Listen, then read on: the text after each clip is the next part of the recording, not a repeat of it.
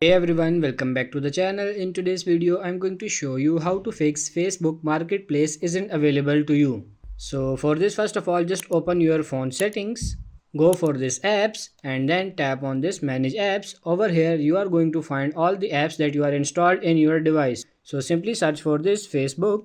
Now you have to tap on this force stop. Click on OK. Force stop app, clear the cache for the app. You can tap on this clear data and tap on this clear cache as well. After that, you have to reinstall the application. After completion of reinstallation process, you can check whether your problem has been solved or not. Heading towards next solution, close this. Open your Play Store or App Store depending on your device. Then in the search bar, simply search for Facebook.